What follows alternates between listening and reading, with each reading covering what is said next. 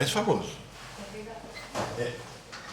No capítulo 7 do livro, é muito importante teoricamente, porque Freud vai levantar as hipóteses dos processos psíquicos fundamentais que agem nos sonhos e nas psiconeuroses.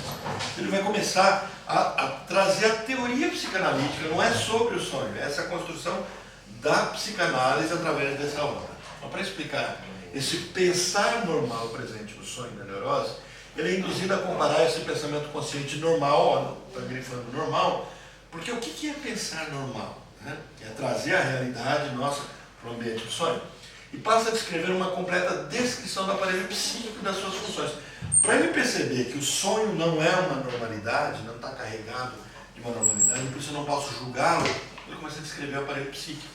Ele vai construir a primeira tópica todinha, a questão do consciente, do inconsciente, do pré-consciente, ele vai trazer a questão do juízo, do ego, do superego. Todas as tópicas estão construídas no capítulo 7. Então, muita gente não vai ver, são assuntos que a gente já viu. Esse capítulo marca a data, uma data importante no progresso da teoria psicanalítica. Então, aqui nós não temos mais só sonho. Então, Freud utiliza um sonho padrão para desenvolver suas hipóteses. Então, ele traz um sonho e eu vou descrever para vocês esse sonho. Vamos lá. Um pai que, após a morte do seu filho, for ao quarto ao lado para descansar, deixando a porta aberta, de modo a poder enxergar o quarto onde jazia o corpo do filho. Iluminado por velas altas, sonhou que seu filho estava de pé junto à sua cama, que o tomou pelo braço e lhe sussurrou em tom de censura: pai, não vês que estou queimando? Ele acordou, correu ao quarto ao lado, pois viu um clarão vindo de lá, e viu que a mortalha e um dos braços do filho tinham sido queimados por uma vela que havia caído. O sonho sugere ter acontecido em função do ocorrido ao quarto. O clarão chegou até o pai, dormindo, provocando nele a sensação de um incêndio.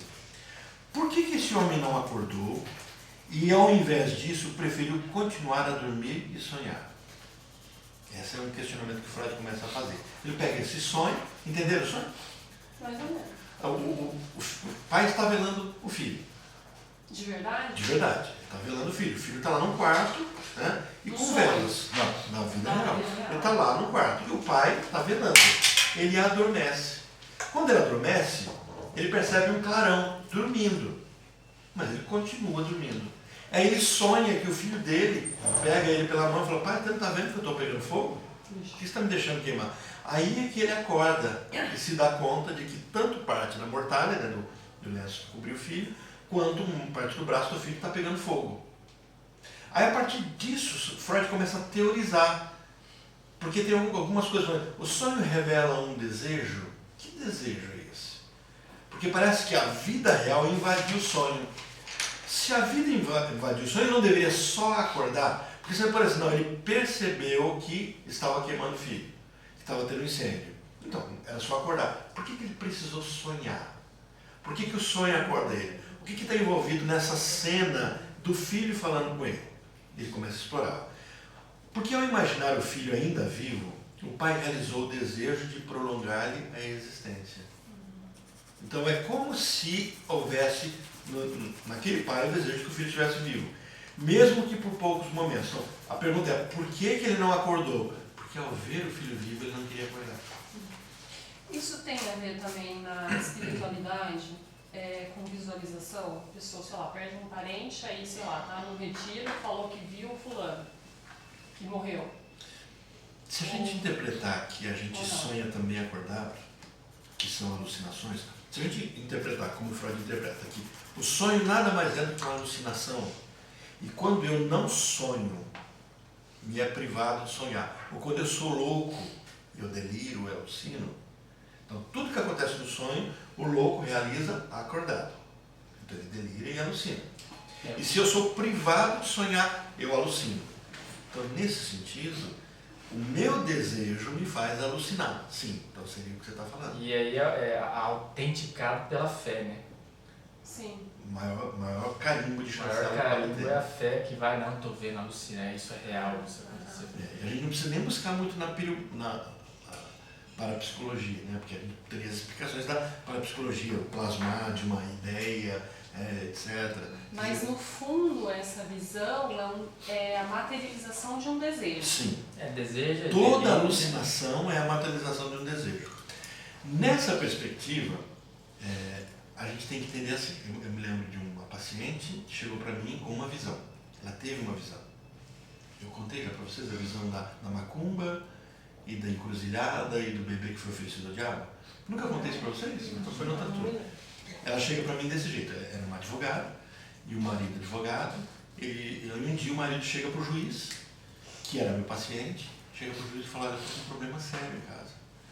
Minha esposa a gente se separou e conta todo o drama que eles estão enfrentando e se separou porque ela teve uma visão. E eles eram muito religiosos. O juiz e os dois advogados. Aí ele falou assim: olha, então eu vou te recomendar o meu analista para conversar com ele. Me procurou. A história dela, ela teve uma visão, foi no encontro religioso. No encontro religioso ela teve uma visão de que o marido teria feito um pacto com o diabo e nesse pacto teria oferecido o filho. E o símbolo disso era a cuequinha do filho, que tinha entregue no meio de uma encruzilhada. Quando ela teve essa visão, ela assustou, chegou para o marido e falou assim: você fez um pacto com o diabo? E eu, não sei o quê. Foi para o psiquiatra, chega no psiquiatra, o psiquiatra fala para o marido assim: concorda com ela. É melhor concordar, não discute com o louco, isso vai passar. Aí ela chega e fala assim: você fez o pacto? Fiz, mas já pedi perdão para Deus. Você ofereceu? Eu ofereci, mas também já pedi perdão para Deus, me arrependi. Então ela concordou com tudo. Quando ele concordou, ele chancelou. E aí quando chega para mim, todo o caminho da interpretação da visão dela, porque na psicanálise você não pode duvidar da visão do paciente, porque ele teve. Por exemplo, se você chega e diz assim: olha, eu vi meu pai, meu primo morto chegar e falar comigo, ele falou tal e tal coisa, e se cumpriu o que ele falou. Qual é o direito que eu, como analista, tenho de duvidar daquilo? Aquela pessoa viu. Se viu, viu. Agora eu posso interpretar isso com a linguagem do sonho. Então a base teórica que a gente tem é de entender que a pessoa acordada sonhou. Tá. Entendeu? Então eu não desqualifico. Se vai para o psiquiatra, remédio. Cessa o sonho na hora. O delírio, a alucinação cessa. Que é no caso da história psicótica, né? Assim. A psicótica ela funciona. E como é que a gente lida com os psicóticos? Interpretando as visões deles.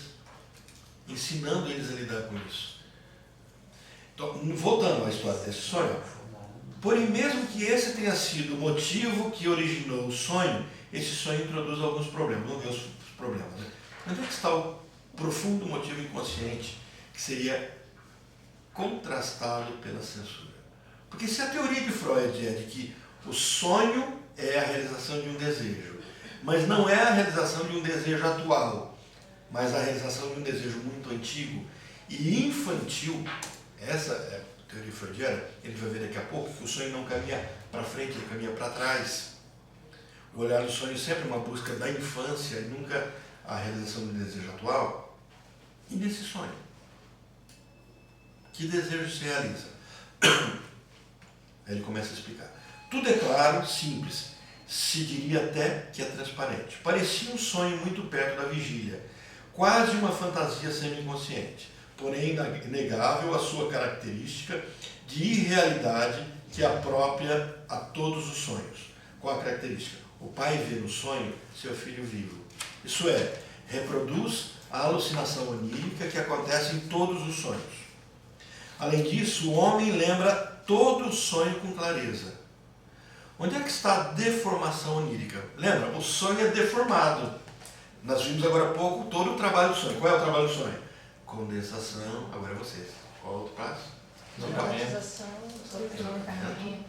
representabilidade e elaboração secundária.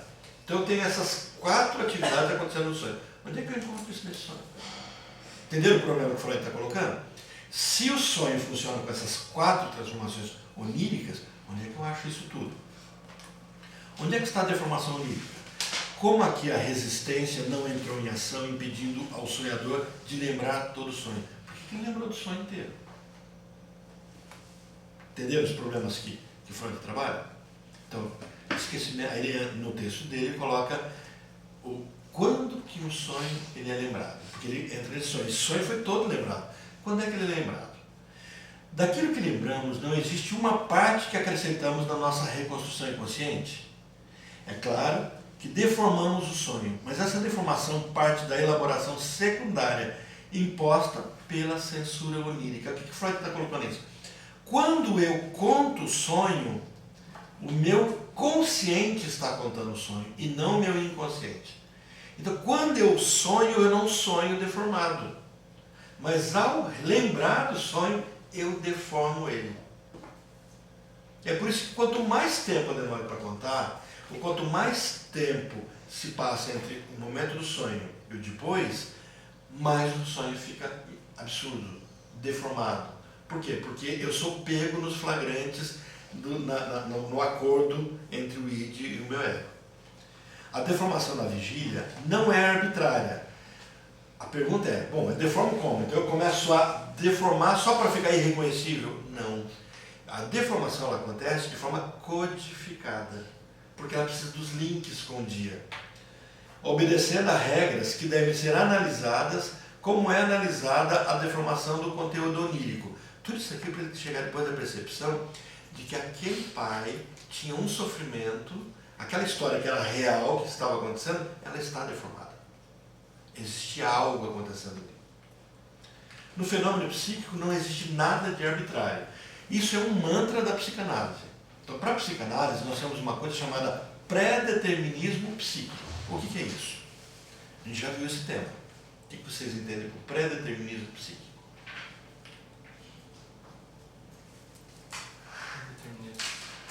É só dar o sentido das palavras. A história da pessoa vai predeterminar certas percepções. Tanto percepções quanto ações. Eu enxergo aquilo que eu me determinei a enxergar. Eu faço aquilo que eu determinei fazer. Então, quando a gente fala assim, eu não queria fazer isso, queria. Olha, levei um tropeção, pisei na unha do Felipe e machuquei, mas foi sem querer. Por que eu estava com raiva do Felipe? O que aconteceu? Isso acontece também com o próprio sujeito? Sim. Chutar a beira da mesa e quebrar o dedo? Sim, exatamente. Então, assim, exceto situações de fato, que a gente vai chamar acidentais, você está andando na rua, um carro entra na sua frente, você vai falar, eu queria bater o carro. Não, não é isso. Isso não estava na sua mão fazer. Mas você anda, sobe os degraus da escada todos os dias. O seu cérebro já sabe, como um drone, o Luiz não está aqui para ensinar melhor isso para a gente, né? Mas como um drone. Vocês já viram alguma coisa de drone? Tudo que eu sei de drone eu aprendi com o Luiz. Né? Você faz o caminho do drone, ele vem aqui e faz isso aqui. Depois você só coloca no automático, você não precisa mais de nada. Ele faz o caminho sozinho. Ele já tem toda a avaliação por GPS e você não precisa mais monitorar. Ele segue o caminho anterior. Tudo perfeito. Então, como um drone faz isso, nós também fazemos. Se você anda nos degraus de uma escada todos os dias, os seus cérebros não precisam mais ver os degraus. Eles sabem onde eles estão. E de repente um dia você tropeça. Ninguém mudou a altura do degrau, ninguém mudou a escada de lugar, está tudo igualzinho. Por que você tropeçou? Então, o que a gente vai colocar? Que nessas situações você precisou tropeçar, você quis tropeçar. Então, o que Freud, o pré-determinismo psíquico é todas as coisas que estão na minha mão fazer e eu faço não são incidentais. Freud trabalha isso em psicopatologia do cotidiano. Quando ele fala assim que os acidentes, quando lembra a história do café?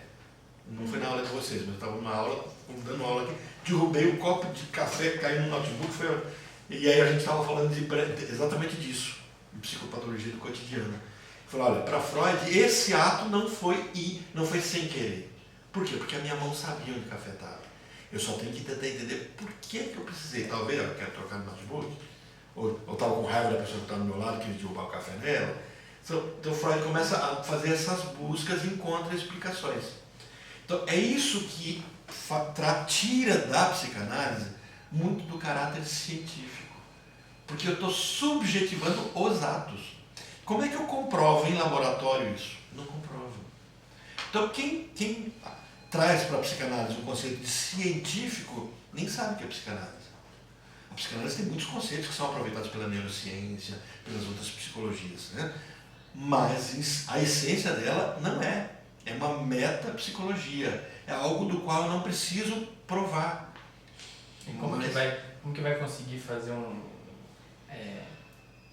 capturar esse pré-determinismo psíquico, por exemplo, com um exame de neurociência? Seria possível mostrar a atividade cerebral, mas não tem como, né? Na outra turma tinha uma aluna que ela conta a história de uma paciente, eu me esqueci quem foi, mas uma paciente, o Alex deve ter participado dessa aula, o Alex e o André, que fez o exame, tinha dores, fez o exame. Isso, exatamente. Foi no posto de saúde. Exato. Fez o exame e não tinha nada. E tinha o sintoma.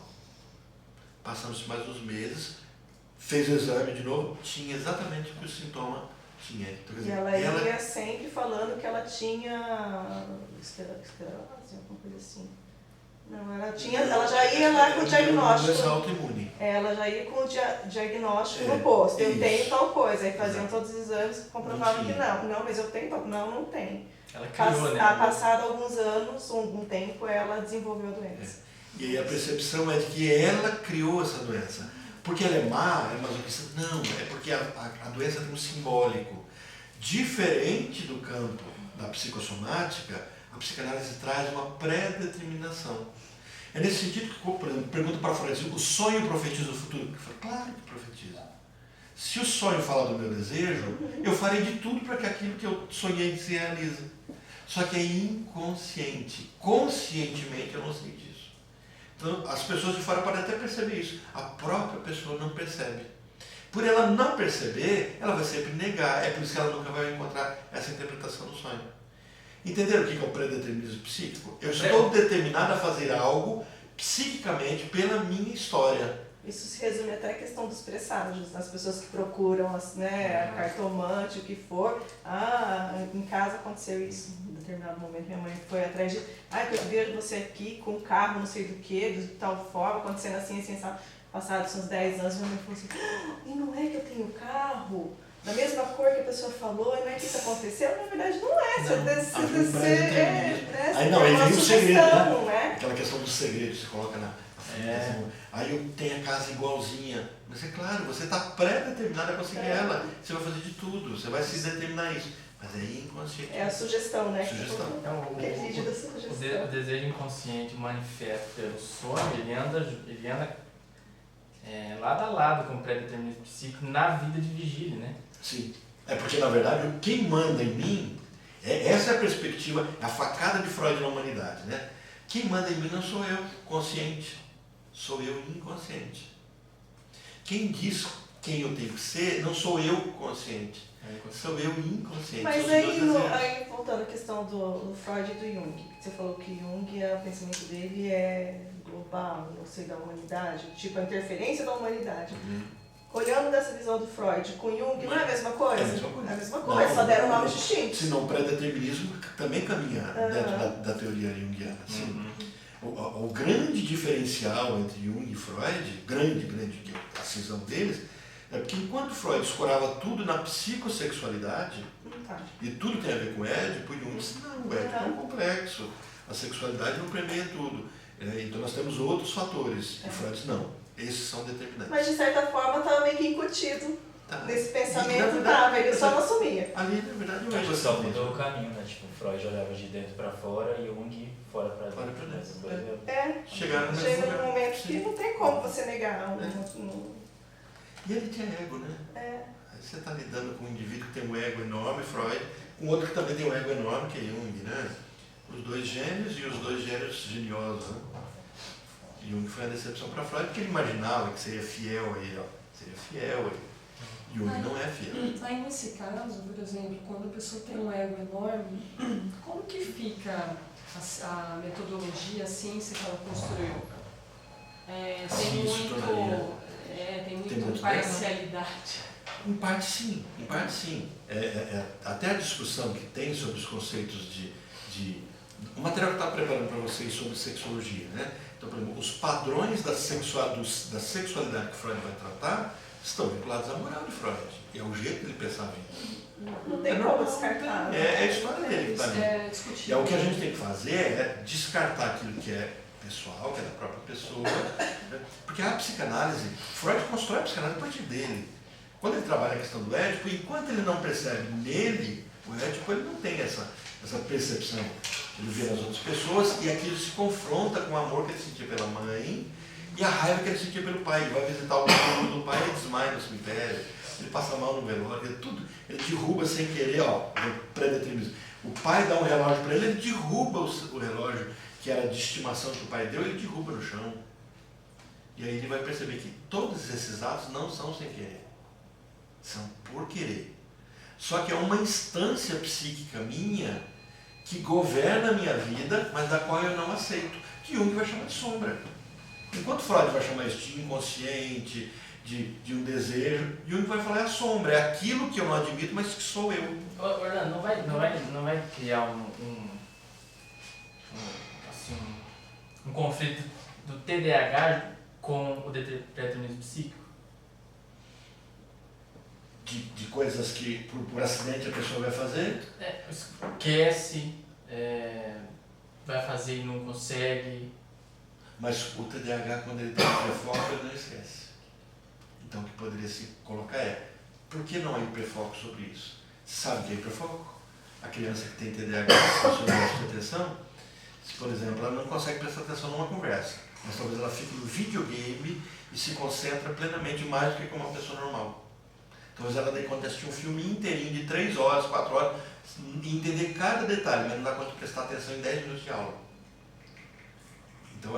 Então o cérebro tem essa estrutura. Inclusive, essa é uma discussão. O TDAH, porque nós temos um problema. O que salva o TDAH é porque você tem um exame que é feito no cérebro e se percebe que essa parte cerebral não está funcionando. Aqui, você faz o exame, né, no cérebro e você percebe que aqui tem muita glicose. Essa é uma das coisas que chamava atenção. Por que tem muita glicose? Está consumindo muito? Não, é o oposto, é porque não consome. Então, o combustível do cérebro é glicose e aqui não estava consumindo. Então, o TDAH não está usando a parte frontal, né, que é o que faz o filtro. Só que aí nós poderíamos vir com uma discussão metapsicológica e dizer assim, será que isso não é intencional? Isso é uma discussão. Tem resposta para isso? Não. É algo que fica em aberto, né? É nesse sentido que a gente vai buscar as psicoses, toda a estrutura da pessoa. Ela é uma estrutura da qual eu montei para a minha vida. Então, será que o TDAH... Aí vem a questão, será que eu sou TDAH porque eu sou TDAH? Ou eu me torno TDAH, né? Você pega o TDAH. Isso é uma discussão. Quando você pega o Augusto Cury falando sobre essa síndrome do pensamento acelerado, nós não damos conta de nos concentrar mais. Você tem uma cultura, você tem uma história. Sim, é bem pensado. Ficou clara a questão do predeterminismo psíquico? Está tranquilo? Tá? Isso é quase que um dogma da psicanálise, como Freud trabalha essa temática, de que não existe o sem querer, existe o sem querer querendo. Pegando o exemplo dessa semana, tipo, uma árvore caiu em cima do meu carro. A gente vai... Não, todo mundo. Você viu quanta gente é empática aqui? Eu também fui. Não, mas se a gente for pensar, é um dia de tempestade. Teve uma tempestade ontem. Eu parei meu carro em frente a uma árvore grande e antiga. Qual a probabilidade da árvore cair em cima? Você está querendo se punir de alguma coisa? Então qual a surpresa? Isso aconteceu com a minha prima, eu estava falando ali na hora da merenda, eu estava falando ali do... E meu pai contou pra mim como é que foi. Ela para num lugar, todo santo dia, o mesmo lugar. No dia que teve a tempestade, ela parou do outro lado da rua, debaixo da árvore. E a árvore caiu no meio do carro dela. Amassou no meio. Bateu certinho que você falou. Foi antes de ontem. Ela vai ter que pôr na lista para descobrir por que ela queria acabar com o carro dela. Eu acho que ela estava precisando se punir. Não estava Precisava o quê? Ela estava querendo se punir de alguma coisa, inconscientemente. Ela não queria mais aquele carro. Ela queria ganhar um carro novo. E a palestrante falou, olha, a gente não pode prever, porque eu posso cair desse palco de repente. E ela caiu do palco. Nossa! Caiu do palco. Olha, desse carro é interessante que ela tinha um carro melhor que esse. E aí o meu primo, que é o marido dela, vendeu o carro e deu um carro inferiorzinho pra ela. Pronto, resolvemos o problema. Ela quis quebrar aquele carro pra ganhar outro mais novo. Vou contar pra Ai, ele. ai, ai. Vocês dois combinaram, ainda não? Vamos.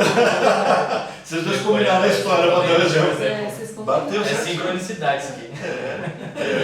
Não, mas eu acho que é o seguinte, na hora que ele estava contando, ele estava meio do lado, não estava É. participando, mas inconscientemente entrou lá, né? Ele trouxe o exemplo. Ô, Carlos, inconsciente aí foi o WhatsApp, cooperei. Tá tudo conversado aqui do lado.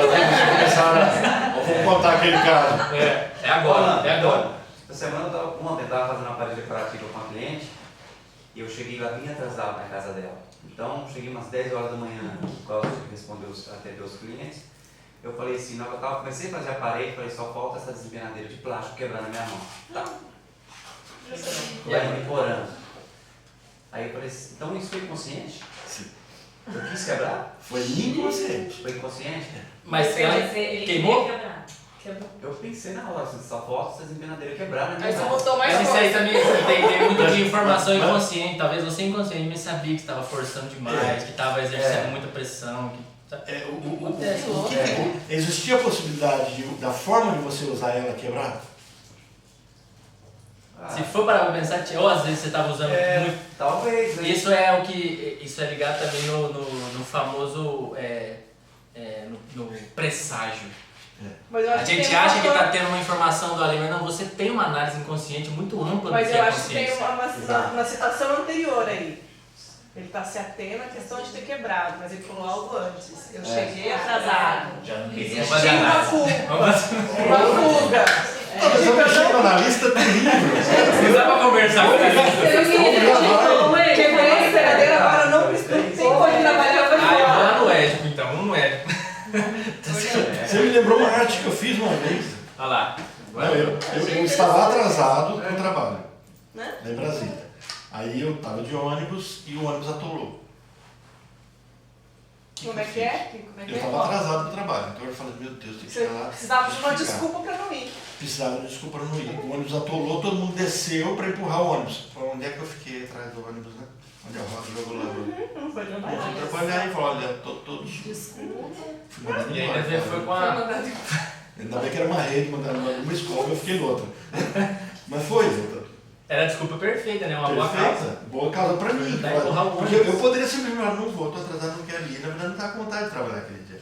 Mas no momento que eu fiz, eu deixei de ser autor da minha arte e sobrevivi. Nossa, eu Virou preciso. vítima, né? Deixa eu só contar uma. Essa aqui é muito. Legal. Olha, eu trabalhava numa clínica e eu trabalhava para fazer plantão.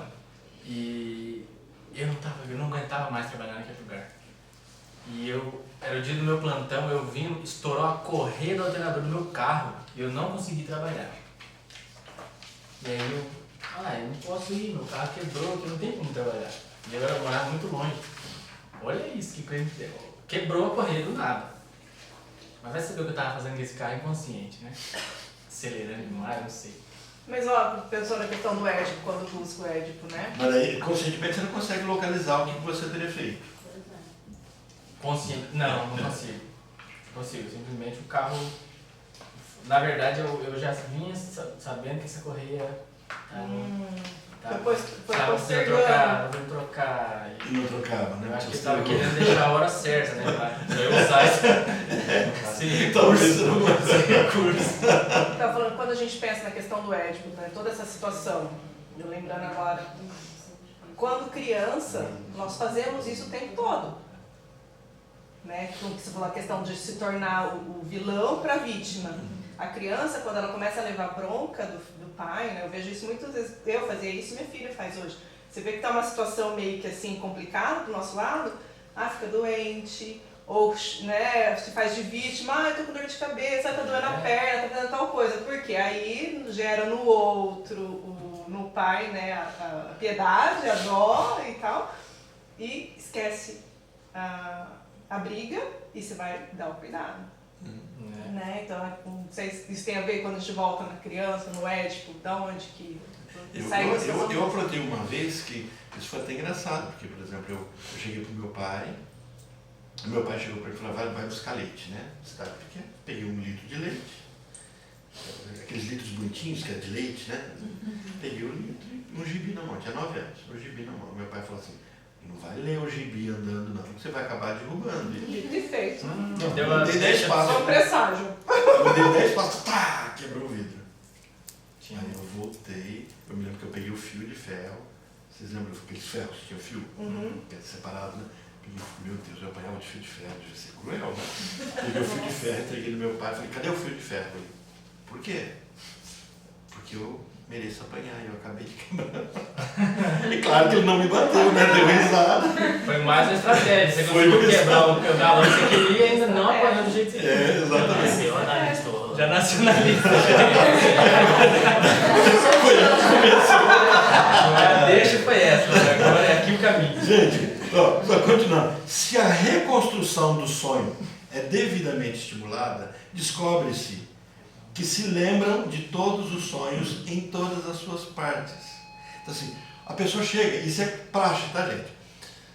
Me conta seu sonho, Carla. Eu não lembro do meu sonho, me traz um pedaço. Aí foi um sonho com o número da Mega Sena. Qual que é o primeiro mesmo? Daqui a pouco vem o 6. Fala aí, Carla. Até eu não vou falar pra ninguém, não. Mas assim, Graças a pessoa conta o sonho inteiro. Ela sabia. Mas ela sabia inconscientemente. Por quê? Porque ela sonhou. Só que conscientemente o trabalho onírico era não pode saber. Você não Então, pode saber. puxou um fio, Você tem que puxar um fio. E esse fio vem. Eu lembro da paciente que sonhou com velório e tinha um corpo, né, sendo velado. E quem está no caixão? Não sei, eu trabalho numa UTI, então eu devo ter sonhado, olha as explicações, eu devo ter sonhado com um dos mortos lá. Falei, certo, você está no velório, mas como é que esse velório? Parece engraçado, parece que era uma festa. O velório parece uma festa. Isso. Quem que estava nesse? Não pessoas assim conhecidas. Mas assim, na parede, não, só tinha homem. Só tinha homem. Uma festa, só tem homem e é um velório. Quem está no caixão? Não consigo lembrar. Aí nós fizemos uma técnicazinha do MDR, já sabe o que é o MDR? Você já usou o MDR? Vale a pena, é interessante. O MDR é uma técnica simples, né, que é utilizada para a pessoa foca um ponto. Tá vendo meu olho mexer? Meu olho é pequenininho, dá pra ver. Você não mexe o rosto, só mexe. Esse movimento, ele faz um movimento com a comunicação dos dois lados do cérebro. Isso foi descoberto nos anos 70, né? Está incrementado. E tem grupos de especialização em psicologia só para trabalhar com MDR. E trabalha com estresse pós-traumático. Então, a pessoa está traumatizada, ela não consegue, você usa o MDR, ela começa a desbloquear só com o movimento dos olhos. Coisinha. A sessão toda é só isso aqui. Você chega na sessão, né? Você chega para a pessoa, Felipe, olha, lápis, e aí. Imagina você ficar com a mão assim em 1 hora. É assim. É, 1 hora a pessoa, 40 minutos, 30 minutos, assim, descansa os olhos, volta de novo. Aí a pessoa, aí tem todo o protocolo, quanto você é cognitivo comportamental, né? Você vai medindo a evolução toda. E aí. Eu perdi onde eu estava. Você fica fazendo assim, Pra ela lembrar do sonho. Eu fiz a ideia com ela. O que significa MDR? Eyes Movement Desensibilization and Resignification. Movimento dos olhos para dessensibilização e ressignificação. Freud usou um método de tocar. De toque. Era tipo uma, assim, de pegar na testa da pessoa. E ele teve bastante. Depois ele parou. Ele parou, mas. Ele percebeu que não precisava mais fazer isso. Mas é de sugestão isso. Isso eu utilizo isso. Era sugestão. É bem simples. Eu falo assim, olha, vou fazer o seguinte, respira, você está sugestionando a pessoa, você vai tocar na sua cabeça, e quando eu tocar, você vai lembrar do seu problema. Você vai tocar, a pessoa lembra na hora. Ele acreditou muito nisso, né? Eu tava lendo porque ele é hipnólogo. Ele trabalha com hipnose no começo, né? Mas depois ele abandona. Ele percebe que isso e deixar a pessoa falar sobre qualquer coisa funciona mais, deixar a pessoa. Mas no começo do livro, essa parte que ele fala disso. E essa questão é porque a hipnose, que Freud está vindo de uma escola de hipnose que também está caminhando antes dele, que era o Mesmer, né? Tem o mesmerismo. O Mesmer, eu falo, todo mundo que tocar nesse lápis agora, todas as dores, a pessoa está todo mundo hipnotizada, todas as dores que você tem vai passar para o lápis. Aí o Felipe está com a dor nas costas, põe a mão aqui, a dor passa. Começa a histeria coletiva, né? Aí o Alex, opa, eu tô com a dor na cabeça, põe a dor passa, aí passa uma Mariana e fala, nossa, todo mundo começa a ficar curado. Então, culto de igreja, né? Igreja o tempo todo. Conhecido do quê? Você toma, a pessoa Sal fica do curada. Himalaia, não Vamos sei da comprar onde. tal Isso coisa. chama-se hipnose mesmeriana, é o mesmerismo. Então Mesmer fazia isso com uma árvore. Então as pessoas tocavam na árvore, né? Pessoas atingiam o nirvana ali tocando na Tem um árvore. filme chamado As Bruxas de Salem, que tem a histeria coletiva, né? Das meninas. Nossa, tem que a série coletiva. Bem antigo, né? Com o Daniel Day. É, só igreja na igreja. Só a série Salem que aí já é Eu vi diferente. uma de uma escola de crianças, as crianças entraram numa histeria coletiva de riso e ficaram acho que 3 dias. Quem entrava começava a dar risada, desmaiava. Tanto Nossa. Ah, mas tem muitos na história. Tem cidade que o pessoal começou a dançar e a cidade inteira começou a dançar sem parar até que morreram de tanto dançar. Eu já vi isso registrado na história. Tipo, na história medieval, tipo, de povo que foi dizimado por isso. dançando. As histerias coletivas. Né? Gente, que louco. Então, aí quando eu fiz o MDR, adivinha quem que o MDR desbloqueia, né? Ele trabalha com esse desbloqueio. Adivinha quem é que estava no caixão? Bom, vocês não sabem porque vocês não sabem o primeiro sonho dela, né? O primeiro sonho que ela me trouxe quando começou a terapia era o sonho de um quarto onde havia uma cama nesse quarto e nessa cama o tio dela estava lá. E aí a sensação era de que estava casada com o tio. Foi abusada pelo tio? Não. É porque o tio sempre protegeu ela. E agora o tio estava inválido. Então ela tinha que cuidar do tio. Havia uma necessidade de cuidar do tio. E aí ela não conseguia casar. Ela veio para a consulta dizendo assim, eu não consigo casar. Ela chegava até o noivado e rompia. Abandonava tudo. Aí namorava, a que noivava, abandonava. Ela falou, olha, eu não consigo casar. E começou a terapia dela. Um dos sonhos, o primeiro sonho que ela me contou é isso. Freud disse que o primeiro sonho tem que ser bem anotado, que ele conta a história da pessoa toda. E aí o sonho estava num quarto presa, um quarto fechado, com o tio na cama. Então ela estava casada com o tio, foi a interpretação para a época. E no último sonho o tio está morto. É o tio que está no caixão. E aí resolveu. E a festa lá, e a festa com um monte de Atualmente homem. tem 3 filhos. E a festa com um monte de A homem festa bolando com em um monte de volta homem. do Ela caixão. estava candidata a se casar. É. Não estava mais casada com o tio. Isso já aconteceu comigo, já é o mesmo contexto. Quando eu estava no último ano da faculdade, eu trabalhava com um adolescente em conflito com a lei, né? E, tipo, eles iam presos e tal. E, por exemplo, acontecia de entrevistar uma pessoa hoje, aí no mês seguinte vinha a notícia, o fulano morreu. Então, tipo, gente muito próxima a mim morreu naquele trabalho. Então, era muito desgastante. Aí eu comecei a ter um pavor de me formar e depois ficar sem trabalhar, né? Porque o meu estágio ia até o final da faculdade. Então, eu tinha esse pânico, nossa, e se eu terminar a faculdade e ficar desempregado? Aí, na mesma época, eu fui na colação de grau de uma amiga minha e foi num ginásio. Aí eu tive um sonho que eu ia no velório e era num ginásio e tava cheio de policial dentro do velório, né? E, tipo, lá como era infância e juventude, tinha muito policial, né? Que acompanhava os adolescentes.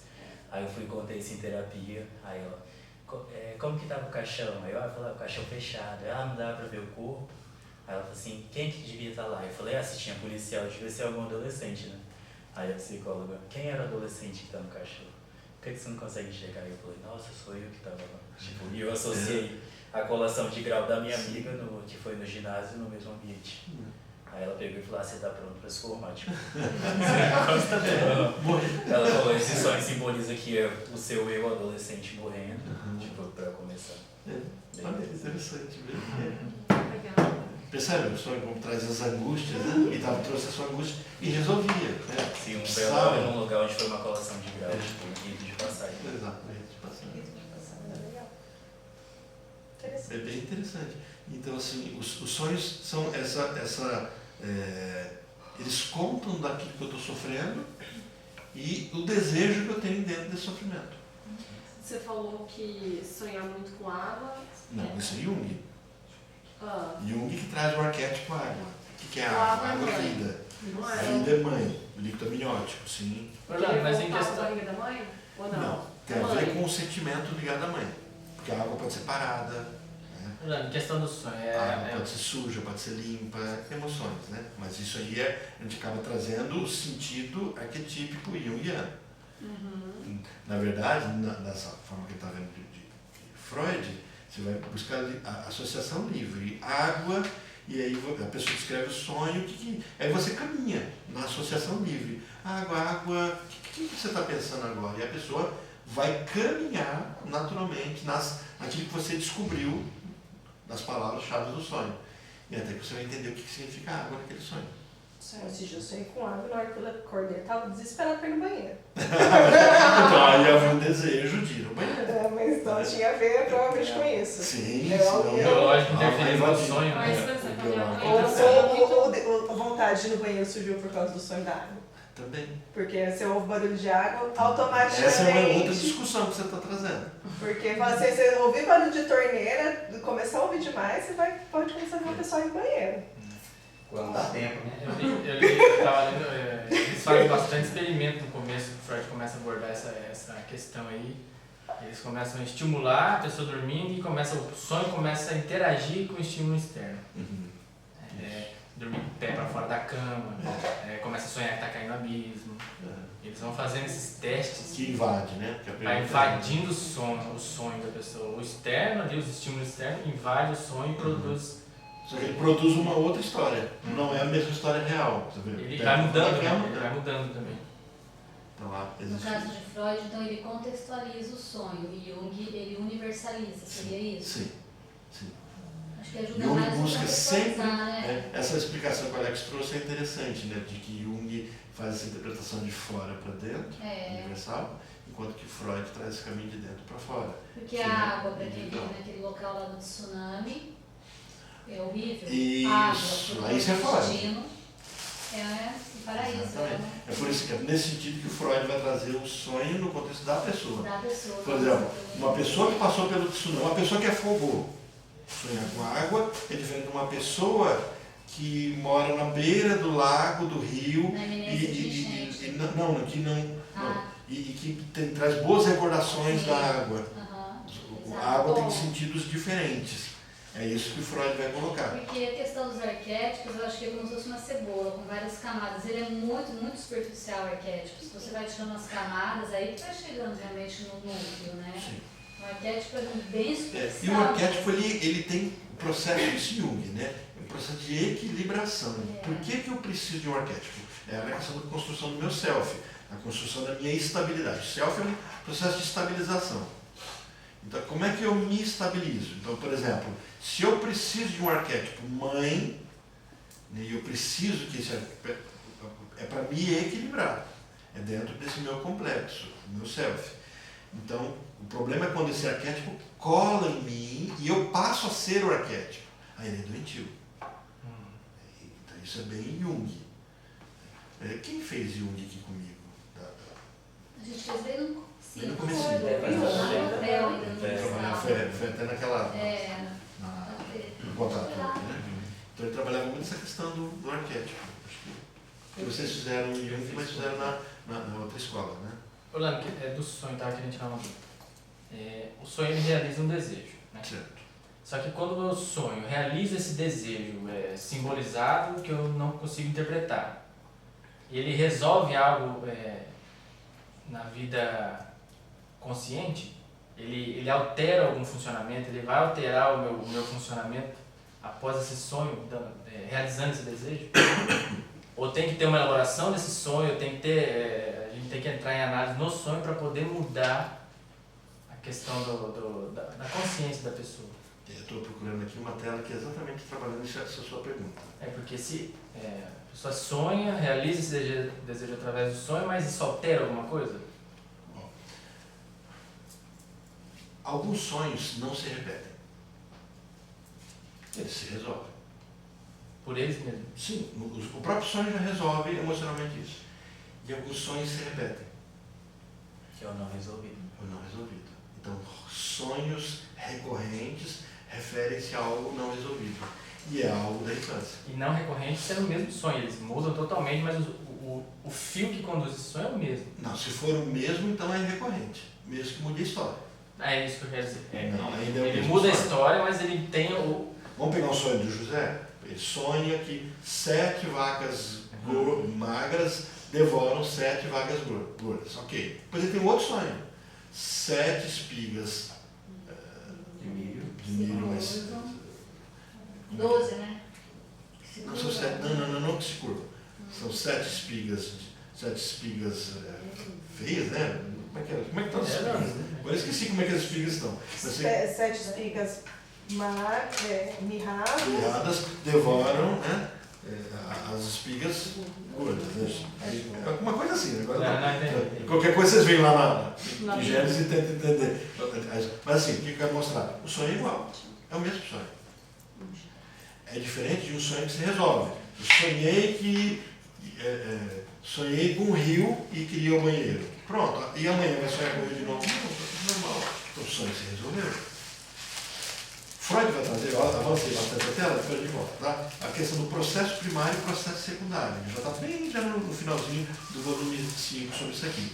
Então ele vai dizer assim, a principal atividade do aparelho psíquico é evitar o acúmulo de excitações, né? Que é sentido como desprazer. Então essa é uma teoria que ele vai trazer. Eu tenho sonhos porque existe um acúmulo de excitação desprazerosa. Muita coisa não resolvida, eu preciso resolver. Tenta imaginar o lixo que a gente acaba acumulando no celular. A gente não passa aquele para limpar, deletar. Então, eu tenho um monte de coisa que me excita negativamente. Né? Aí eu preciso resolver isso. Então eu sonho. Eu vou chamar isso de sonho de descarga. Né? A descarga de energia é sentida como prazer. Então, no momento que eu sonho que eu estou tomando banho na água, que eu estou bebendo água, eu estou criando dentro de mim uma sensação de desprazer. O problema é que, quando é fisiológico, minha bexiga está cheia, ela não se resolve. Então, até que eu acordo. Quer dizer, o meu sonho não dá conta de me manter dormindo, porque esse é o projeto. O sonho é guardião do sono. O sonho existe para eu não acordar. Se o sonho existe para eu não acordar, por que ao ter a bexiga cheia eu acordo? Eu acordo porque o biológico está falando, mas o sonho não deu conta de resolver. Não deu conta de resolver. Levanto, vou ao banheiro, resolveu, não sonho mais com isso.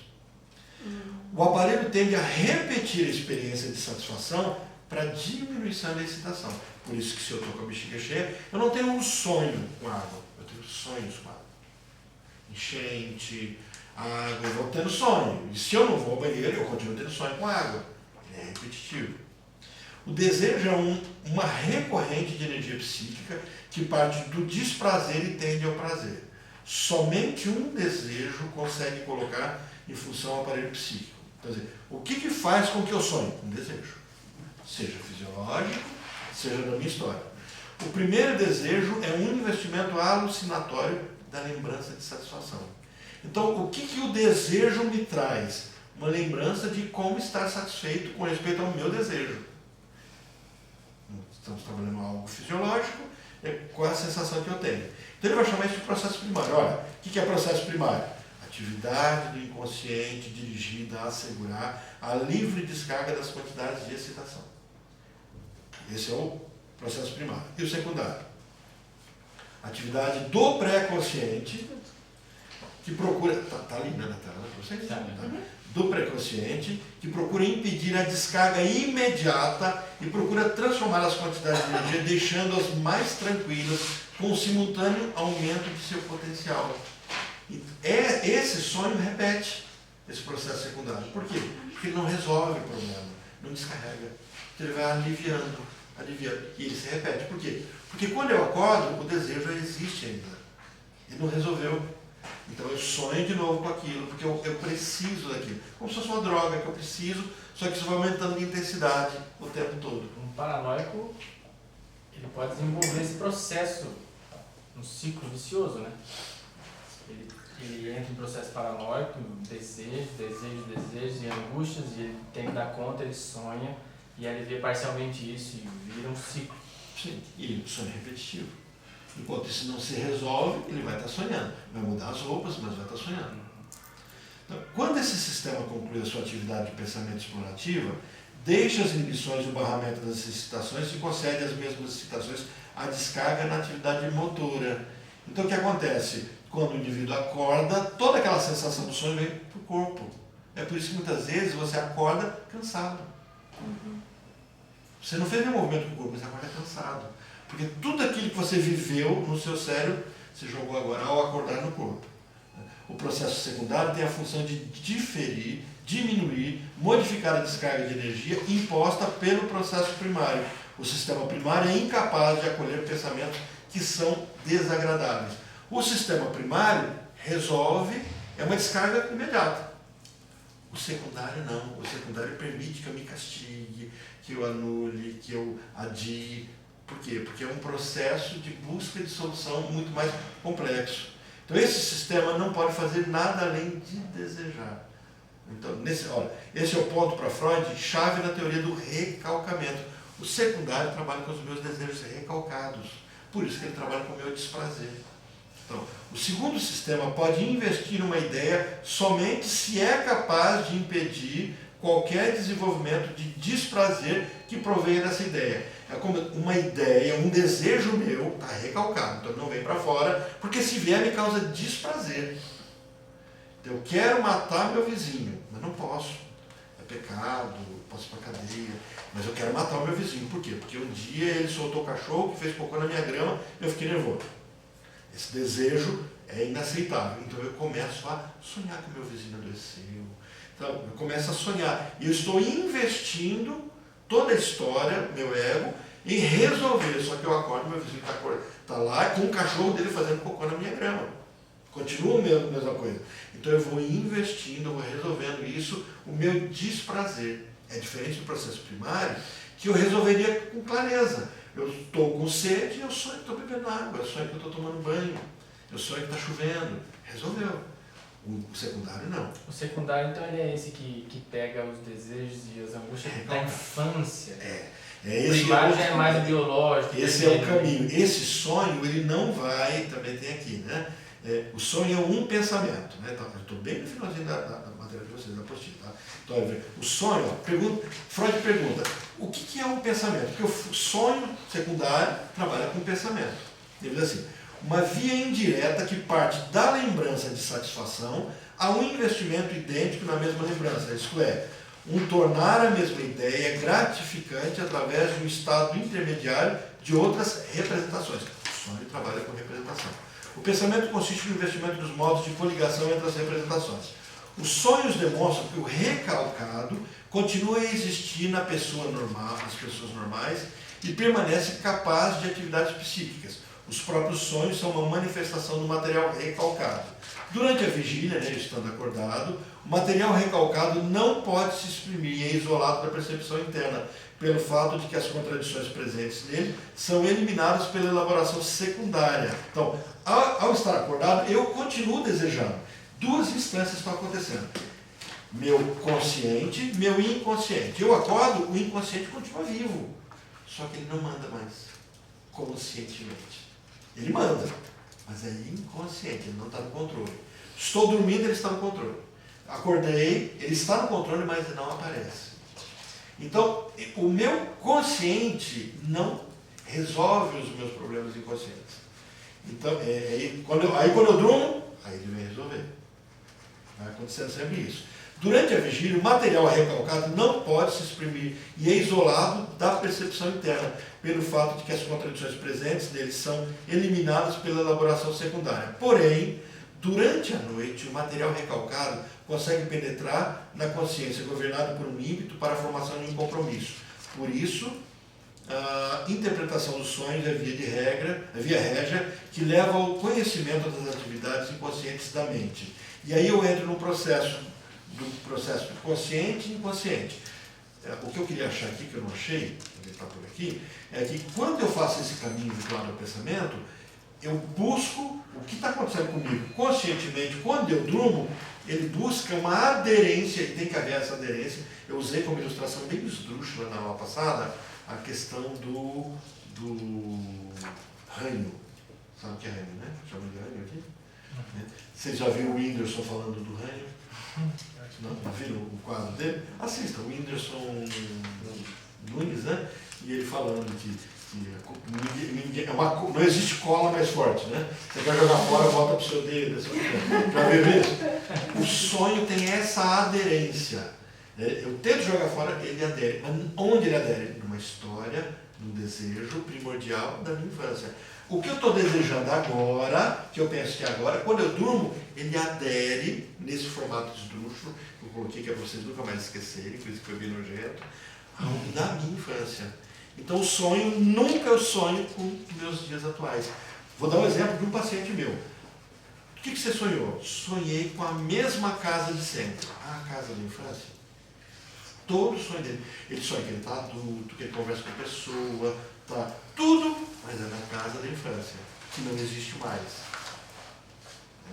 Um dia ele sonha que ele chega na casa dele, no quarto, na hora que ele entra no quarto, ele volta, fica bravo com a mãe e fala, mas quem são aquelas pessoas no meu quarto?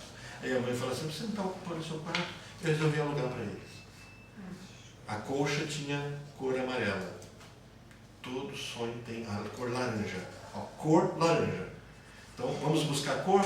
Cor. Não, pé de laranja. O pai chupava laranja, jogava pela janela, nasceu um pé de laranja. No sonho veio como o quê? Cor laranja. Era o pé de laranja. Então, enquanto eu buscava a cor laranja, eu não achava. Um dia eu busquei a palavra laranja com ele. Achamos o sentido. Na casa antiga havia um pé de laranja, que o pai cuspiu a semente e nasceu. Quem é o cuspe do pai? Quem é o cuspe do pai? É ele que é o cuspe do pai. E o problema dele todo é com o pai. Na última sessão ele conseguiu elaborar o quanto ele é apaixonado por esse pai, o quanto ele o respeita. E ele sempre entendia que ele odiava o pai e que o pai um zero à esquerda para ele. Ele é apaixonado pelo pai e faz tudo que o pai quer que ele faça. Então ele precisou reconstruir. E olha, foi um trabalho maravilhoso para ele reconstruir. Porque, até que ele tenha a percepção que a profissão do pai foi permeando a profissão dele, o jeito do pai ser, tudo que ele deseja ser é o que o pai é. E hoje ele sente falta do pai. Uma pessoa já com certa idade e o sofrimento dele é porque o pai não está ali para tomar decisões. E se estivesse ali, ele não precisaria tomar decisões. E ele se recusa a tomar decisões igual ao pai. Então ele sempre tratava o pai como uma pessoa má, até que ele descobre que o pai não é mau de jeito nenhum, pelo contrário, extremamente protetor. Então ele tinha construído uma imagem errada do pai. Tudo começou porque uma cor laranja que não era a cor, era o pé de laranja. E aí sempre vai aderir, né? Traz essa ilustração, vocês nunca mais vão esquecer dessa figura do Whindersson. Se assistir ele falando, então, aí que vocês não esquecem mesmo, né? Hoje está tudo assim, né? Ranho, cuspe, tudo. É verdade, tá bem nojento. Eu dei um exemplo do pus, ele falou do ranho, depois do pus. Da barriga saiu pus. Alguma coisa está acontecendo aqui. Alguma coisa está acontecendo aqui. Mariana vai ficar assustada, meu Deus, eu fico numa aula de nojo. Vamos fechando, está perto do nosso horário, né? Falta 25. Falta 25 ainda? Então dá pra gente. Diz Freud, porque eu vou ter que voltar um pouquinho antes. Voltar para frente não tem jeito, volto para trás daqui a pouco. O inconsciente é a base geral da vida psíquica. O inconsciente é a esfera mais ampla, que inclui em si a mesma esfera menor do consciente. Tudo que é consciente tem um estágio preliminar inconsciente. Perceba essa frase do Freud. Tudo que é consciente tem um estágio preliminar inconsciente. Ao passo que aquilo que é inconsciente pode permanecer nesse estágio e, não obstante, reclamar que lhe seja atribuído o valor pleno do processo psíquico. O inconsciente é a verdadeira realidade psíquica. É por isso que eu sou pré-determinado psiquicamente. Nós temos aqui na mesa essas pessoas, nós, que imaginamos estar no poder das nossas competências e na autonomia da nossa racionalidade. Quando eu escutei o Olavo Carvalho falando, e assim eu imagino que ele entra em desespero de ouvir o que eu estou falando aqui, porque é o que a psicanálise fala, de que na verdade nós não somos razão. Então ele acusa a psicanálise de nos tirar da razão e fazer essa brincadeira de arte. Ele fala uma coisa muito certa na palestra dele, quando ele diz assim que a psicanálise não é ciência, e não é ciência. Nunca houve essa pretensão em Freud. Parece que ele respeita Freud, pelo que eu entendi. Ele não respeita Lacan. Mas assim, quando a gente fala de nós, seres humanos, esse adulto coerente, cuja razão, olha, busca de razão. Por que eu faço isso? Eu faço isso por esse motivo. A gente tenta explicar tudo, né? Por que nós estamos aqui? Tem motivo. Por que nós escolhemos... Vocês lembram da história da minha colega, minha colega que não toma café? Eu contei para vocês? Eu tive que parar de tomar café no meu trabalho para por ela, porque ela sentia o cheiro de café e embrulhava o estômago. Então, assim, eu tenho máquina de café no meu trabalho. Então, e aí, quando você aperta a máquina de café, o cheiro recende. E aí eu tive que levar a máquina para fora e respeito a ela. Porque havia uma angústia, né? Uma pessoa fazia um café na copa, ela já entrava em desespero. E aí eu falei assim, nossa, você nunca gostou de café? Nossa, eu tomava muito café. Ué, mas e agora? Não, agora tem intolerância. Né? Conversa vai, conversa vem. Quando que acabou isso? Não sei. Mas meu pai gostava tanto de café, eu tomava muito café com ele. Meu pai morreu. E depois que o pai morreu, ela nunca mais tomou café. Então ela não tolera, não é o pai, a lembrança de que o pai não está mais ali. E ao lembrar-se do café, o cheiro de café, isso traz o sofrimento de alguém que não está mais ali. O que ela fez? Ela negou a morte do pai por meio de negar o café. E ela entendeu isso depois? Não, isso é eu. Eu só eu falei assim, você já pensou, não viu? Não tem nada a ver. Ela foge, né? Eu não vou entrar, não tem como você ser terapeuta de colega de trabalho. Mas fica muito evidente, e ela nunca vai ter sozinha essa percepção. Ela está no luto, ela está na negação. Ainda está na negação, ainda vive o luto do pai. Sim. Nossa. Porque, e aí ela desenvolve intolerância, ela passa mal mesmo, de ter que parar de trabalhar, tem enjoo, por conta de cheiro de café. Aí ela mudou de trabalho, agora eu posso ter minha máquina de café de novo. Então, o inconsciente é a verdadeira realidade psíquica. Você falou falta 25 ou é 11h25? Não, falta 25, tá. falta 21. Não. Porque aí eu falei. 10. Não, então estamos no tempo. Então, ele nos é tão desconhecido quanto a realidade no mundo externo. E é tão incompletamente apresentado pelos dados da consciência, quanto é no mundo externo pelas comunicações dos nossos órgãos sensoriais. Quer dizer, o meu inconsciente está falando o tempo todo. Então, quando se conversa, né, se fala. Sim, e detalhe, isso não é nesse texto, Freud fala em outro texto, eu acho que é Psicopatologia da Vida Cotidiana, não tenho certeza absoluta, mas os inconscientes dialogam. Isso é o mais incrível. A gente está aqui e os nossos inconscientes estão conversando, a gente nem percebe. Tá A gente vendo? percebe Ele falou, todo mundo falando da mesma coisa. A gente que é o que a gente vai depois trazer. aqui, Aí vai trazer sincronicidade, empatia, etc. Mas o que Freud percebe, ele traz o exemplo de uma moça que chega numa festa e diz, olha, ninguém gosta de mim, nenhum rapaz se aproxima de mim. Essa é a perspectiva dela. E, na verdade, Freud percebe que inconscientemente ela tinha dito para todo mundo, não se aproxime de mim. O corpo fala. É aí o que acontece? Sempre. Quando os rapazes chegaram na festa, eles fugiam dela porque o inconsciente deles já tinha conversado com o consciente dela e ela estava dizendo, não se aproxima de mim. Nossa. E aí ela fala, tá vendo como ninguém gosta de mim, porque eu sou feia, não sei o que. E não era nada disso. Mulheres mais feias que ela estavam com o rapaz, porque o inconsciente tinha dito, se aproxima de mim. Né? Então, a força disso é muito grande. Então, o inconsciente não só está atento, né, que somos nós, a tudo, como ele se comunica com o inconsciente das outras pessoas. O corpo fala. Ele vai trabalhar bem isso. Quão poderoso que é o inconsciente, né? Sim. Ele tem uma percepção monstruosa. A gente tem a consciência que é copo, tá, tudo aqui, mas ele vê tudo. É algo muito louco. Rege a nossa vida, né? E tem uma coisa que é chamada glândula pineal. Isso já no Freud não fala disso, né? Mas assim, hoje na neurologia a gente vê muito. A glândula pineal, ela tem a percepção das coisas. Ao ponto de você estar aqui e se alguém passar do outro lado da porta que você não está vendo, ela percebe se alguém está lá. Porque ela não enxerga pela luz. Ela tem a que a gente vai chamar de energia. Né?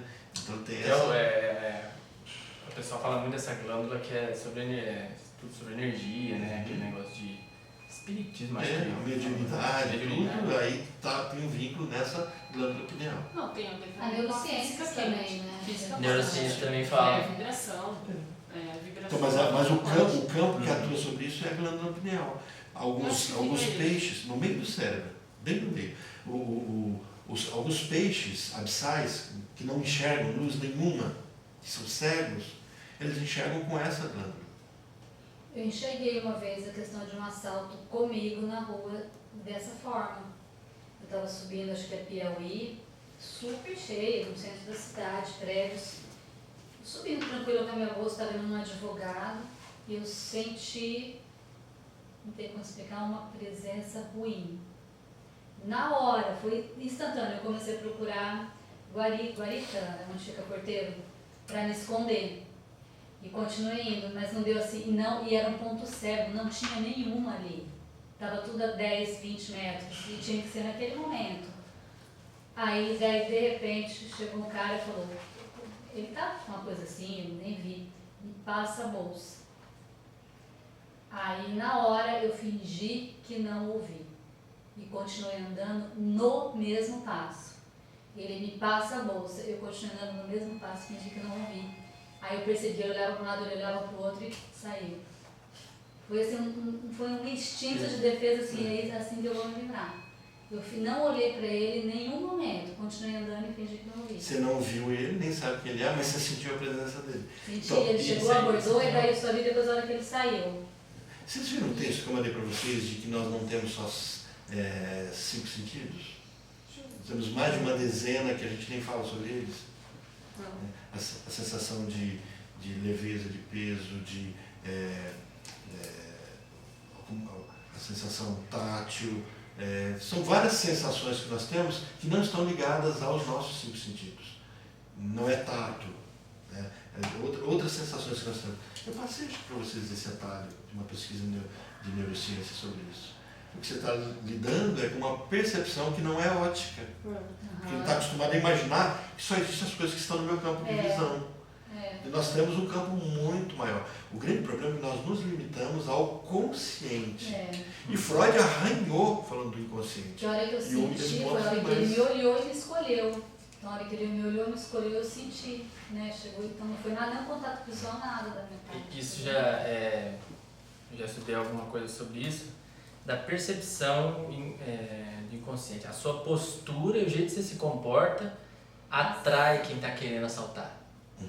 Então você consegue, sim, eu você tava consegue manipular na super postura. sério na bolsa, minha bolsinha estava sem O ladrão ele escolhe a vítima sem sem saber por que ele escolheu. Ele acha que ele sabe por que escolheu, mas ele vê a mais vulnerável, é a postura. O inconsciente ou o E o inconsciente. ponto cego que ele escolheu, Imita não louco, tinha por você onde chega fugir. perto, chega, né? Que imita louco. Tem umas coisas que é bem sem explicação mesmo. É nesse ponto de... Eu contei para vocês o que o meu professor de hipnose fez, né?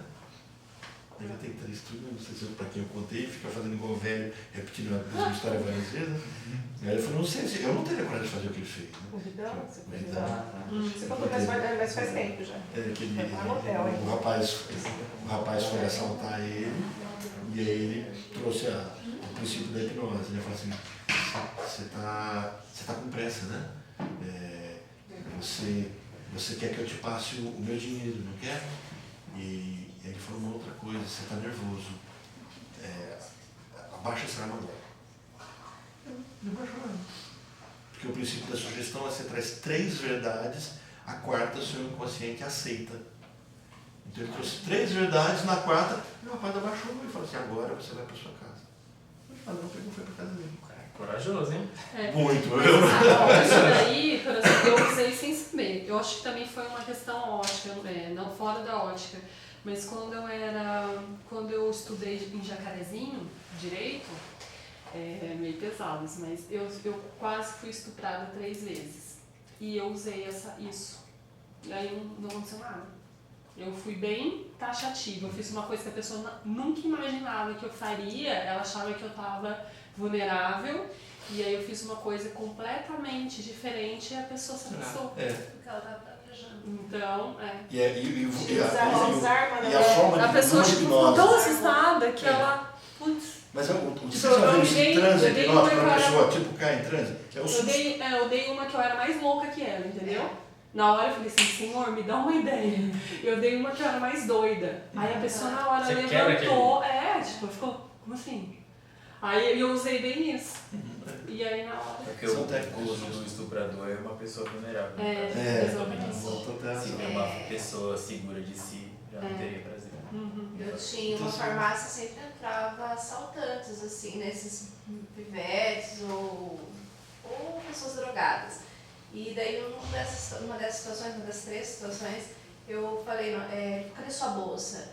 Eu falei, nós estamos no Ouro Verde a gente não traz bolsa. Ou seja, aqui tá demarcado, tem já o rei do tráfico aqui, né? Aí ele pegou e saiu, não assaltou. Porque já é a estratégia deles, né? A leitura aqui da política deles, lá você não pode assaltar dentro do bairro, né? Então eu falei, nós estamos no verde, que a gente não traz bolsa. E daí saiu Dá pra lá. um. E assaltou a ponto, né, farmácia pra e você saiu, entender. né? Tipo, Pra ter ordem, Não vai sair como eu planejei. Dá um. Então você tira do eixo, né? Uhum. Exato. Tem tudo isso. Gente, o inconsciente descoberto por Freud ele é diferente daquele que a gente chama de inconsciente, que é o dos filósofos e cientistas. Porque quando a gente fala assim, Freud descobriu o inconsciente, não foi. O conceito de inconsciente é muito antigo. O conceito de inconsciente. Mas se não foi Freud que descobriu o inconsciente, qual foi o mérito de Freud? É atribuir ao inconsciente não uma subserviência ao consciente ou a mesma linguagem. É atribuir ao inconsciente liberdade. O inconsciente é completamente solto do consciente e utiliza uma linguagem diferente. Né? Então ele vai colocar aqui em 1897, Lipps, por exemplo, fala do inconsciente. Tudo aquilo que é psíquico existe inconscientemente, onde uma parte disso é também consciente e uma observação. Né? O Freud não escreveu esse livro todo para falar apenas do sonho. Olha só, o elemento novo introduzido por Freud é de que o inconsciente, aquilo que é psíquico, é uma função em dois sistemas separados, onde isso é válido, seja na vida normal como na patológica. Então, o que Freud inaugura com a interpretação dos sonhos? É curioso isso, porque isso não é bem compreendido até hoje. Olha, isso aconteceu em 1899, 1900 é a data que é do livro. Nós estamos em 2018. Até hoje se imagina o inconsciente como um profundo do consciente. Nós temos a consciência, isso é o que se imagina. Nós nos afundamos para localizarmos o nosso inconsciente. E esse profundo ainda se pega o exemplo do iceberg, está vendo? É profundo. A ilustração do iceberg é para a gente mostrar que tudo que está consciente é pouco em relação ao que está inconsciente. É só nesse sentido. E não no sentido de que o inconsciente é o fundo do consciente. Se imagina que a gente avançando no consciente, a gente toque no inconsciente. Não, são duas estruturas idênticas. São duas estruturas que vigoram, acontecem ao mesmo tempo. Então, por exemplo, nós estamos aqui agora prestando atenção com o inconsciente, mas o nosso inconsciente está nos trazendo memórias, fatos, momentos, e é extremamente presente. Para mim, uma forma de provar isso, provar essa questão do inconsciente, é quando lida com a história da mão alienígena, que a gente já comentou sobre isso, né? Então você está aqui, você tem um problema de divisão dos hemisférios, do cérebro, e aí uma mão faz algo, a outra mão briga com essa mão. Eu passei para vocês o vídeo uma vez, a pessoa está cortando peixe. Ela cortando peixe, a outra mão, a mão da mesma pessoa, pega o peixe e enfia na boca dela. Imagina essa cena. Isso tem no vídeo. Mão alienígena no YouTube. Vocês vão ver vários vídeos. A pessoa está numa mesa, como na posição que o Felipe está aqui, a pessoa está com sorvete, a mulher está aqui, de repente, a mão, não é a mulher, a mão dela pega o sorvete e põe na boca. Aí ela fala assim, meu Deus, como é que eu fiz isso, né? Um dia essa mulher, uma outra mulher acorda se enforcando com uma mão. Ela começa a se enforcar. Ela acorda e ela tem que tirar a mão dela. Então, é porque nós temos a noção de que nós somos uma pessoa una. De fato, nós somos uma pessoa. Só o psicótico é que não vai ser uma pessoa. Mas não somos unos, nós temos desejos. Nós não reconhecemos conscientemente os nossos desejos. Por quê? Porque nós mesmos nos policiamos e dizemos, não estou preparado para isso. Aí a gente deixa na estrutura inconsciente. É o recalcado. O recalcado não está escondido do inconsciente. O recalcado está na estrutura inconsciente. Porque quando ele traz essa ilustração, o recalcado é o que está guardado, está escondido, então parece que ele está escondido do consciente. Não, ele não está acessível naquela estrutura. Quando Lacan fala sobre isso, ele diz, como é que esse recalcado que tenta sair, vem para essa estrutura com sentido? Ao ser falado sobre isso. Então, é por isso que nesse ponto, a psicanálise é tão simples, que parece que não resolve nada. Porque como é que eu posso acreditar numa ciência em que basta eu falar dos meus problemas, eles deixam de ser problemas? Mas isso é psicanálise.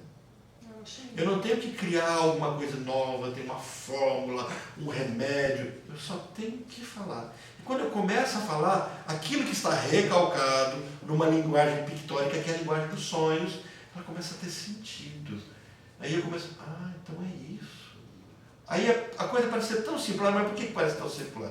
Porque agora ela só mudou desse local para esse local. E aqui eu consigo entender. Aqui eu não entendo, aqui é algo intolerável, eu não dou conta. Vocês já passaram por situação em que, nossa, eu sonhei, eu vi, e aquele negócio, aí você vai contar, aí você fala, nossa, é só isso. Já passaram por isso? Sim. Você fica tão Chega a ser até repetitivo, ridículo. você sai, você começa a rir. Exatamente, é só isso. Mas aí o que acontece?